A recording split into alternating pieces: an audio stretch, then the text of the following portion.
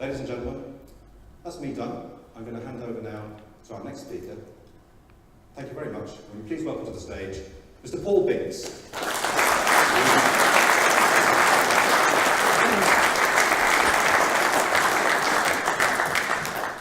Good morning, everybody. Real pleasure to be here today and talk about something that I'm particularly passionate about, apprenticeships. I'd like to think you cast your mind back to when you first joined the industry, the opportunities that we've all had.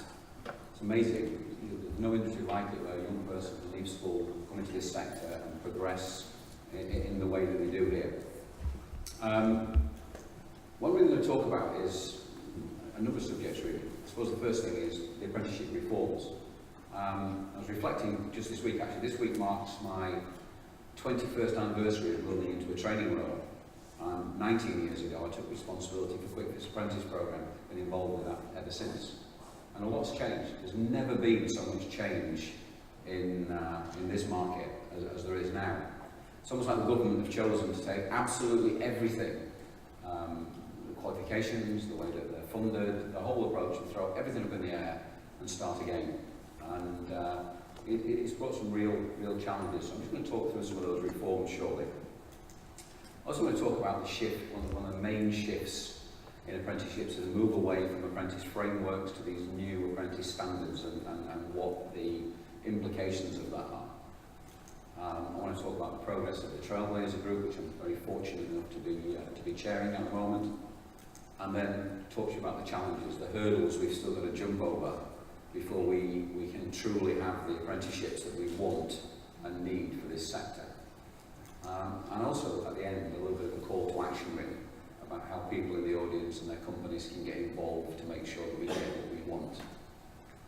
So in terms of apprentice reforms, it all started in 2012 when the Dragon's Den guy, Mr. Richard, was asked to do a review of apprentice programmes and what apprenticeship should look like in the UK. And his recommendation was on paper very good. Let's simplify them and let's put the employer in the driving seat. What that meant was that all these new apprentice standards would be developed by groups of employers. There'd be a singular occupation, and that basically each apprenticeship would include an endpoint assessment, a little bit like going back to the old skills testing regime, whereby there is an independent assessment of competence at the end. Those that may remember doing the old RTI skills tests and things when you were a boy, that was the way. That there'd be a holistic element to endpoint assessment, that there would be grades. No longer would we have apprentices that were merely just given a certificate. We would have a system whereby people could have pass, merit, and distinction. So as an employer, you really saw the difference between an apprentice, somebody who'd been through an apprenticeship coming to work for you. You could really pick the cream of the crop because of the effort that they put in, and they were rewarded with distinction if they were the best of the best. English and maths were a key part of all apprenticeships, still very important, and all apprenticeships had to have a minimum duration of 12 months. The biggest significant change, and this is really important I guess, many apprenticeships in the marketplace previously, people, coffee making apprenticeships, retail apprenticeships, where there was absolutely no off-the-job training involved in the apprenticeship. What they were basically doing was using an apprentice system to accredit skills that people already had. So the government said, well, actually, we're not paying for that. This needs to be something new. This needs to be a significant and robust system of training, which includes off-the-job training. So there's a requirement in all apprenticeships now that 20% of the time of the apprenticeship, working hours of the apprentice, are spent off-the-job training. Now that doesn't necessarily mean going to college. It doesn't necessarily mean day release, block release. That's one methodology. But people have to be given, and you have to be able to evidence the fact that somebody has spent 20% of the time off their normal duties learning. So it can be learning assignments, it can be e-learning, it can be one-to-one training in the workplace. But we've got to make up that 20%. That's quite significant. The other thing that changed was that they changed the funding rules. So now any employer who has a payroll of more than £3 million is paying a levy to the government to fund apprenticeships. All of a sudden now, I've got to say, many of these are not usually the people that are most interested in apprenticeships, but most financial officers are now really interested in apprenticeships for some reason, because there's a new line in their P&L that says apprentice levy, and we want our money back. Naturally, people are paying into the system, they want the money back out of the system. But without the standard, there's no way of getting the money back out of the system effectively. Government are targeting more apprenticeships, so that's a big thing, 3 million target in this Parliament. And the term apprenticeship is now protected under the enterprise bill in the same way that a graduate or a degree is protected. So previously people could promote jobs as apprenticeships even if they weren't genuinely an apprenticeship. Now the term apprenticeship is protected by law, and an apprenticeship has got a clear definition. It's something that's got more than 12 months duration. It's got a programme that includes 20% of the time spent off the job learning, and it's got this independent assessment at the end. So it's adding weight to the importance of apprenticeships. There's a new independent body just been established, the Institute for Apprenticeships, and they are effectively led by employers, and they regulate the apprentice market. They decide whether something becomes an apprenticeship or not. They're very new, they're already established in April. They're pretty much established before they'd even got all the staff on board, so there's been a few delays along the way as we wait for them to resource their teams and be there to provide the support that we need. And I suppose the big one in the funding model for me is that apprenticeships are no longer all about young people. They're much more flexible now, and they can be done with people of any age. Under the old funding system, it wasn't very cost effective to put people aged 21 and over through an apprenticeship, because the funding was about a third of that you would get for a 16 to 18-year-old apprentice. So it was almost not cost effective. The system less now penalises the difference between younger and older people. And that's particularly important, because one of the things, particularly in the specialist tyre market, 16, 17-year-old apprentice is not particularly great in truck tyre, because you want to drive a mobile unit. You need them to be able to go on site. You need that age, experience, driving licence, and those skills. So taking a slightly older candidate is now very, very possible under the new funding methodology. So frameworks to standards. Well, an apprentice framework effectively used to be made up of a number of components. So it was based on qualifications. In our sector, we had a VRQ. I'm sorry about that. I'll throw a few acronyms in here. This is the world that we live in for apprenticeship. Vocationally related qualification, a knowledge certificate, an ability to show and demonstrate that you had the knowledge that supported your occupation. You then had a VCQ, which also known as an MVQ, which was a certificate of competence that you could actually do the job. Then you had functional skills, English and maths. They were assessed by qualified assessors that usually work for a training provider. They're quite often inflexible. So, the qualifications themselves have got very strict guidelines on what was covered and what wasn't covered. And it suited some businesses, but not other businesses. And you had apprentices that had to do things just to get the qualification that they wouldn't normally do in the workplace, and so on and so forth. So quite inflexible. The bigger one for me is the employer has little input into determining competence, because all of those qualifications are assessed by an assessor that works for a training provider, who accesses the funding and there's some great training providers out here. Stefan's mentioned a couple that I know of already, and they do a great job. But there are some bigger training providers out there that are driven by cash flow, driven by these things, and sometimes the decision is not always the right decision. That's how we end up in a system whereby we have people coming to us with qualifications that, as employers, we don't feel are competent to do the job. Because as employers, we didn't really have a say in determining that competence. And the training provider, as I say, makes all the decisions about competence. Moving to standards, well, there are no qualifications in standards. There are no city guilds. There is no constituent certificate. There's no qualifications involved. It's entirely based on a standard and an assessment plan that's defined by a Trailblazer group like ours. Members of industry, employers only, deciding what are the critical skills, knowledge and behaviours that we want our technicians of the future to have as employers. We define that standard and we build an assessment plan. So the endpoint assessment plan we determine as a group of employers what we expect these people to be able to do when they've fully completed their apprenticeship. As I said, it's about critical knowledge, critical skills, and critical behaviours that we want within those standards.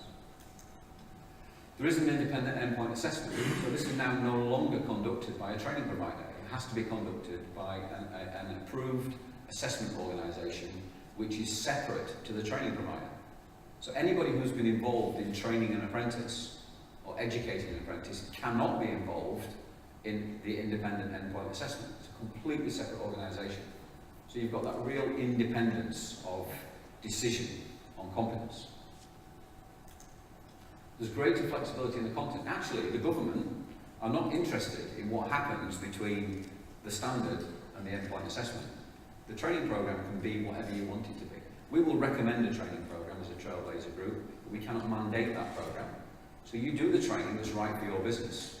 But fundamentally, you have to meet the criteria of the standard and be able to get through the endpoint assessment when it's all finished. So great flexibility in the content that gets delivered. You as employers determine when the candidate or the apprentice is ready for endpoint assessment. So the way we're designing this, you as employers have to have a formal meeting with the training provider and agree that that person is absolutely ready for endpoint assessment. It's really important because the funding system will pay for one endpoint assessment. If that person fails the endpoint assessment and needs a resit, that's down to the employer to pay for that second bite. So it's in everybody's interest to make sure that those young people, those apprentices, are ready for that endpoint assessment. Otherwise it will cost money. But I think it's great that as employers we get to choose, is this person ready or is this person not ready? Are they genuinely got the competences, the knowledge, the skills and the behaviours that we want them to have? And English and maths is still a prerequisite. Absolutely vital. The difference in productivity of a person that's got good English and maths skills, about 25% better than somebody that hasn't. It's a fact. How good is a brake technician if you cannot complete a report, cannot read technical information and do those kind of things? It's critical. So before anybody can even sit an endpoint assessment, they have to have achieved the equivalent of an A star to C in their English and maths during the programme, or have it before they join. So that's a key shift in the move from frameworks to standards. So all in all, standards are actually a great thing. Very difficult to get one in place, as I'll move on to, but you know, the truth of the matter is, for the industry, it's absolutely the right thing to do. It's absolutely the right way to go to ensure the quality of people coming into our industry in the future. So in terms of the Trailblazer progress, it was a year ago, it was at this conference actually, when I think during the lunchtime interval we got notification that we'd finally been approved or given the opportunity to be given permission to develop standards.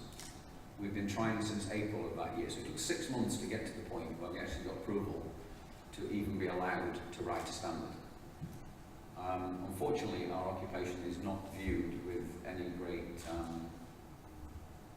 delight by the powers that be, should we say. It's seen as non-skilled, semi-skilled, not a real occupation. That was one of the things that said it's quite difficult when you work for 30 years in an occupation that isn't actually deemed to be an occupation. It's quite frightening, you know.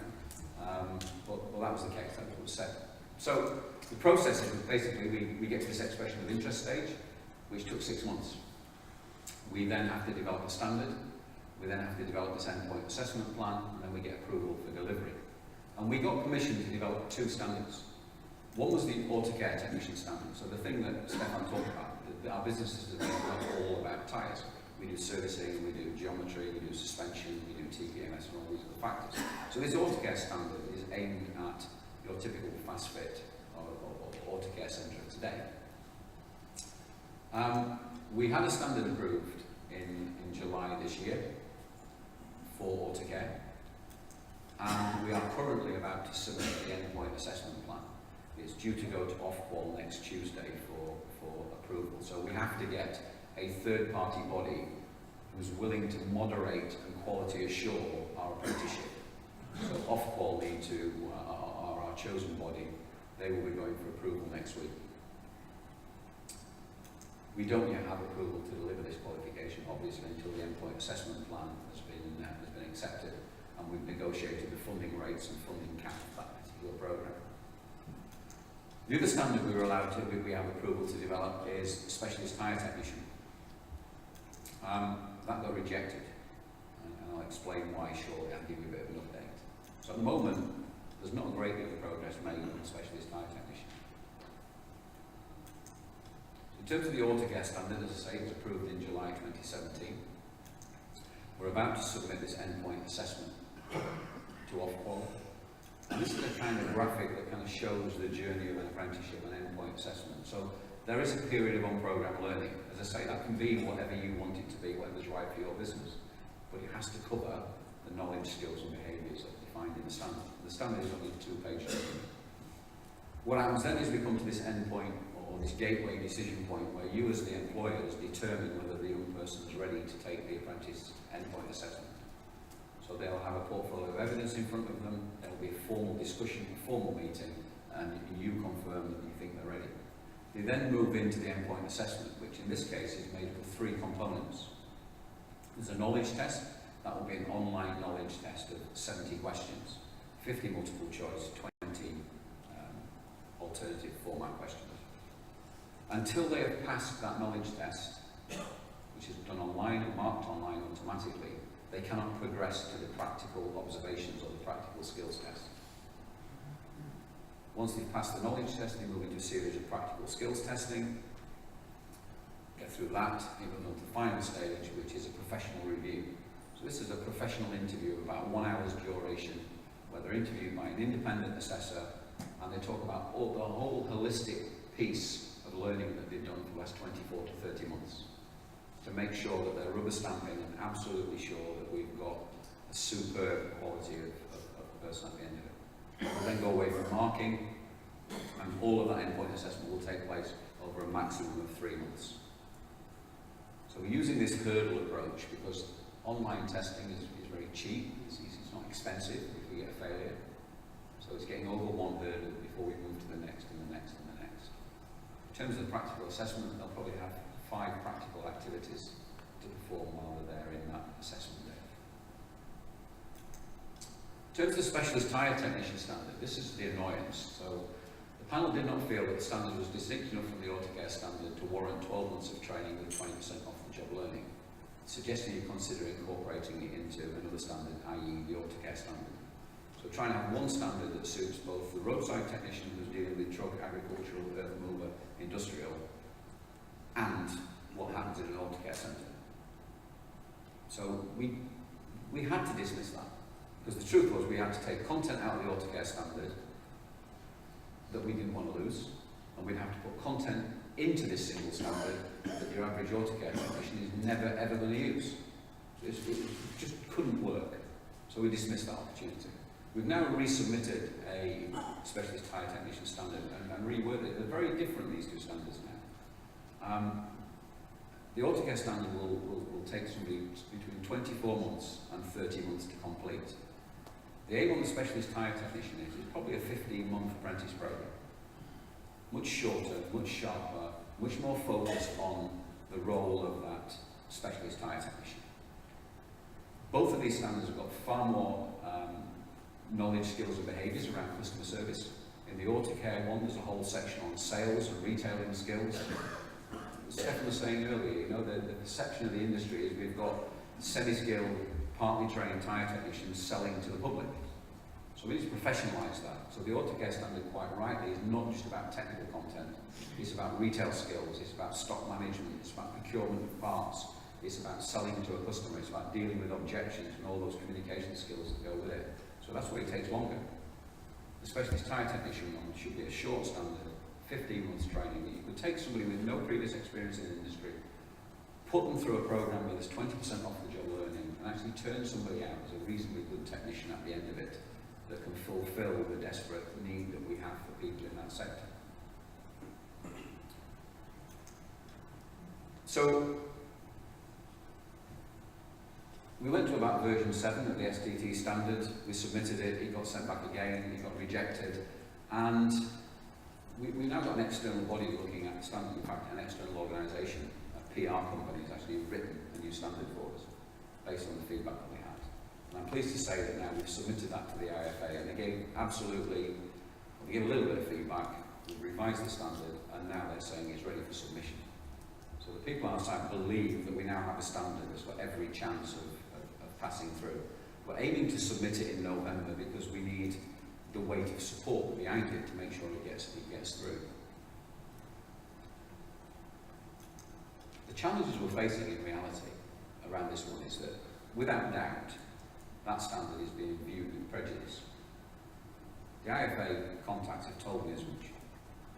This goes to an engineering root panel of academic engineers to determine whether there is a need for this standard. We can imagine what they think about somebody that just fits tyres. So that's a challenge. It doesn't require extensive rigorous training of at least 12 months. They view them as just a tyre fitting. It's ridiculous. And we've got a slight option up our sleeve, and that is potentially asking to move this from being an engineering occupation to being a transport and logistics qualification.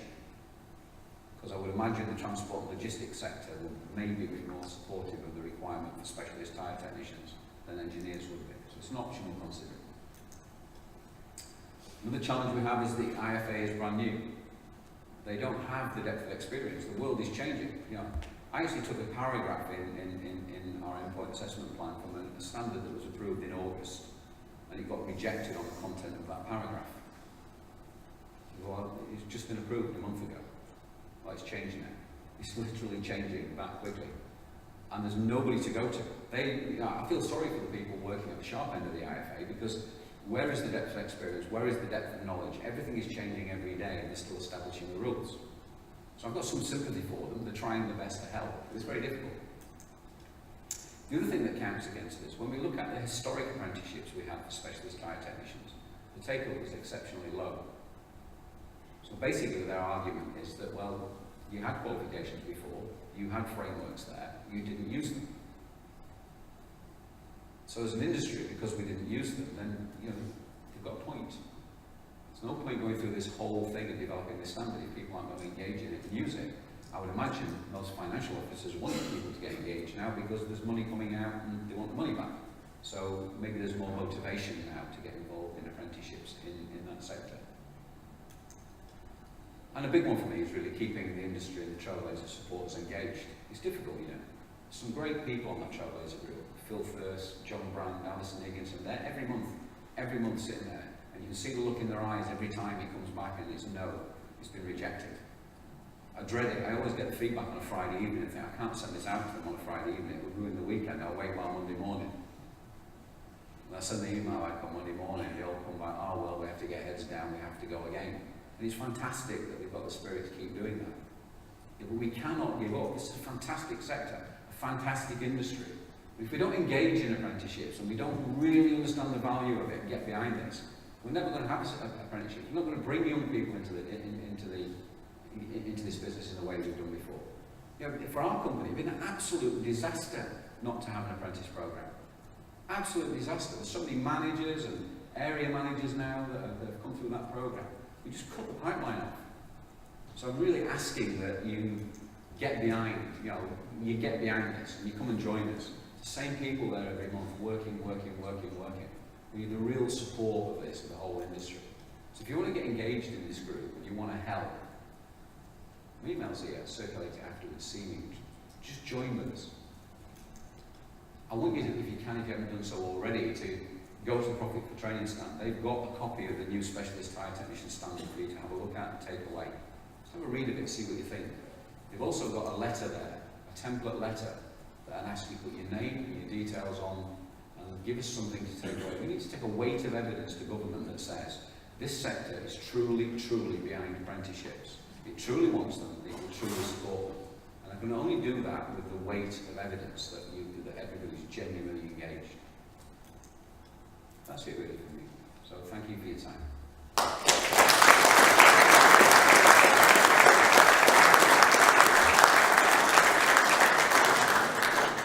I would just add to that I'm extremely privileged because this year I got to see all of the entries for the Apprentice of the Year Award, as well as the React Tyre Technician of the Year Award and the Retail Centre of the Year Awards. And the quality of our people out there is absolutely phenomenal. There is no argument there. We have thousands of very, very skilled, professional people who've come through those apprenticeship routes that Paul has spoken so passionately about.